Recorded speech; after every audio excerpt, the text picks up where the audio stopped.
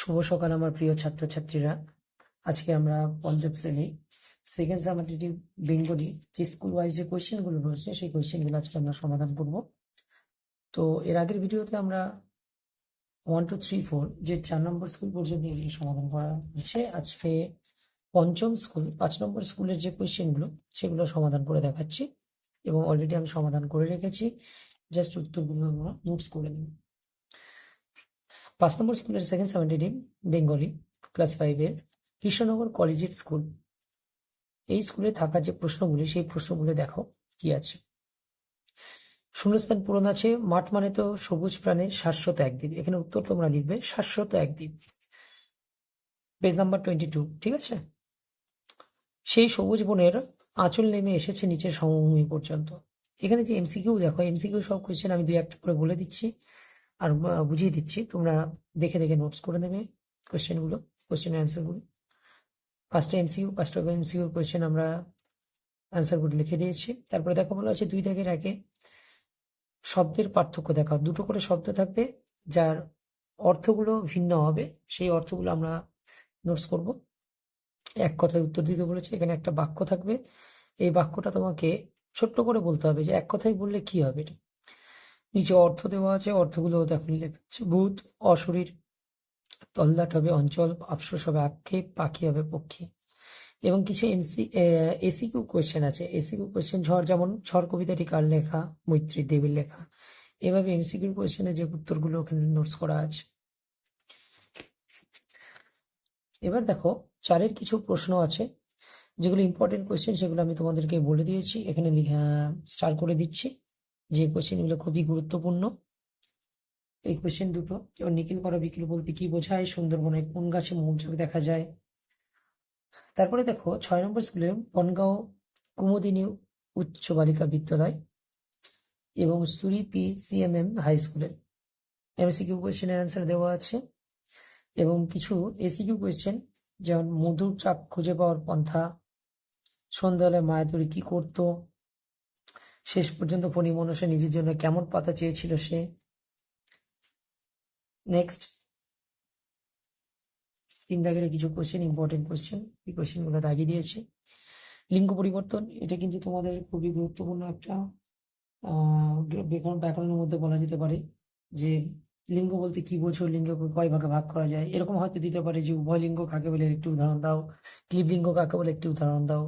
তো লিঙ্গ পরিবর্তনের যে ওয়ার্ড শব্দগুলো দেওয়া আছে তার লিঙ্গ পরিবর্তন কিভাবে করবে দেখো। ভদ্রলোক ছেলে পুংলিঙ্গ, তাহলে এর স্ত্রীলিঙ্গ কি হবে, ভদ্র মহিলা, এখানে উল্লেখ করে দিয়েছি। দেখো নিজের শব্দগুলো একবচন, বহুবচন, একবচন, দ্বিবচন। বচনের প্রথমত ভাগ দেখো, বাংলার ক্ষেত্রে 3টে, একবচন, দ্বিবচন, বহুবচন। তো এখানে একটা বচন এক বচন হবে, একের বেশি বলে যেন বহু বচন হবে। তোমাদের সেই রূপগুলো লিখতে হবে, যদি এক বচন থাকে তোমাদের উল্লেখ করতে হবে যে এটা এক বচন না বহু বচন। বহু বচনের রূপ লিখতে হবে। আবার এরকম তোমাদের পরীক্ষা দিয়ে দিতে পারে যে পক্ষী, পক্ষীর বহু বচন রূপ লেখো। গরমের ছুটি কেমন কাটালে তা জানি একটা চিঠি। তো ক্লাস 5-এর একটা কমন একটা বিগত কয়েক বছর ধরে আসছে যে বিদ্যালয়ের অনুপস্থিতির জন্য অনুপস্থিতির কারণ জানিয়ে প্রধান শিক্ষককে চিঠি, এটা কিন্তু খুবই ইম্পর্টেন্ট আছে, এটা তোমরা নোটস করে রাখতে পারো। 7 নম্বর স্কুলের যে কিছু এমসিকিউ প্রশ্ন এখানে দিয়ে দিয়েছে, দেখো অ্যান্সার করে দেওয়া আছে যে একদিন সকালবেলা সে যাত্রা শুরু করলো, তার এই যাত্রাপথের প্রথম সঙ্গী কে ছিল। নেক্সট পেজ নাম্বার 24-এ ইম্পর্টেন্ট কোয়েশ্চেনগুলো দাগিয়ে দিয়েছি। দেখো এখান থেকে ভগবানের প্রাসাদে পৌঁছে ব্যাংক কি দেখেছিল এটা দেখে রাখবে। মায়াদের কবিতা গাছকে মায়াপুর বলা হয়েছে কেন। লিঙ্গ পরিবর্তন আছে, বহু বচন পরিবর্তন আছে, রূপান্তর এলোমেলো সাজিয়ে লেখা, এই শব্দগুলোকে সাজিয়ে লিখতে হবে। যেরকম এটি হবে লুটো পুটি, লুটো পুটি, ঠিক আছে। এইভাবে এই শব্দগুলো যেগুলো রয়েছে এগুলো এলোমেলো ভাবে সাজিয়ে থাকবে, তোমাদেরকে এটাকে সাজিয়ে নিয়ে লিখতে হবে। এই যে এটা আছে, এটা কিন্তু ইম্পর্টেন্ট। অসুস্থতার কারণ জানিয়ে প্রধান শিক্ষককে ছুটির আবেদন। আচ্ছা, জন্মদিনের শুভেচ্ছা, এটাও তৈরি করে রাখতে পারো। 5 নম্বর স্কুল, 8 নম্বর স্কুল, 8 নম্বর স্কুলে যে কোশ্চেন এমসিকিউ কোশ্চেন আছে, এসিকিউ কোশ্চেন কিছু উত্তর ওখানে লিখে দিয়েছে আমরা, যেগুলো ছোট ছোট রয়েছে তার উত্তরগুলো।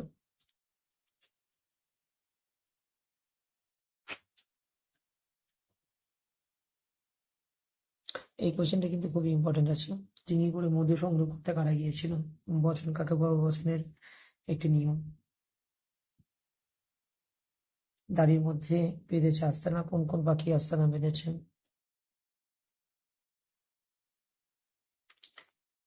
নম্বর স্কুলের এমসিকিউ কোশ্চেন এবং এসিকিউ কোশ্চেনগুলো দিকে তাকিয়ে দেওয়া আছে। সেটা শাশ্বত হবে এবং এটা ভগবান, এটা শাশ্বত, এটা সাজালে আমরা পাবো শাশ্বত। পরীক্ষায় ঠিক এইভাবে দেওয়া থাকবে, তোমাদেরকে সাজিয়ে নিয়ে লিখতে হবে এইভাবে।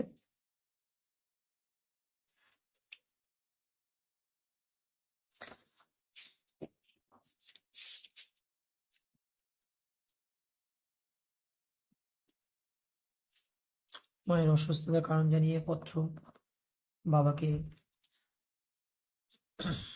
10 নম্বর স্কুলের কিছু কোয়েশ্চেন আপনি লাগিয়ে দেওয়া আছে, এমসিকিউ গুলো, উত্তরগুলো।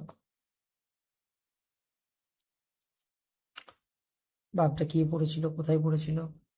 তবলা।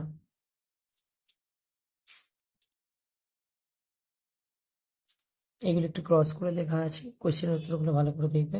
কম্প, কাঁপুনি, নিকেল, ধাতুর প্রদীপ, লৌহ, সঙ্গী, ঠিক আছে।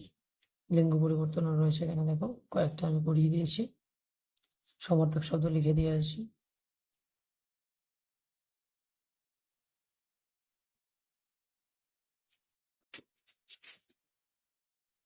11 নম্বর স্কুল, এটা হচ্ছে লাস্ট স্কুল।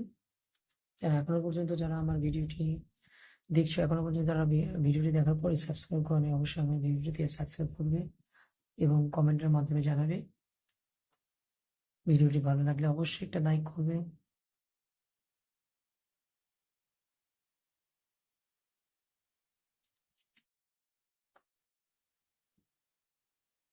ইম্পর্টেন্ট আছে কোয়েশ্চেনটা।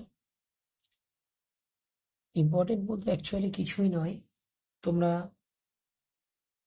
বই, টেক্সট বই যদি ভালো করে পড়তে পারো সব কোয়েশ্চেনই কমন পাবে, কারণ বইয়ের বাইরে কোনো কোয়েশ্চেন করা হয় না।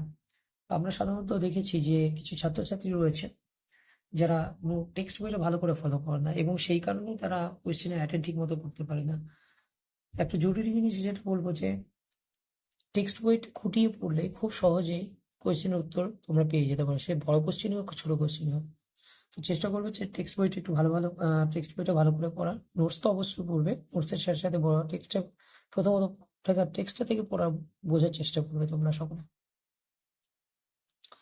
তো প্রিয় বন্ধুরা, আজকে আমাদের ভিডিওর আলোচনার বিষয় হলো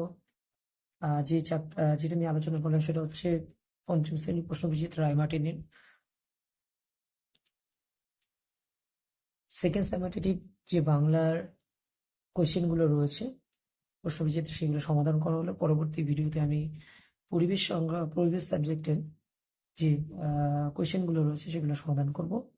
তো ভিডিওটি তোমাদের যদি ভালো লেগে থাকে অবশ্যই ভিডিওটিতে একটি লাইক করবে এবং আমার চ্যানেলটি অবশ্যই সাবস্ক্রাইব করবে।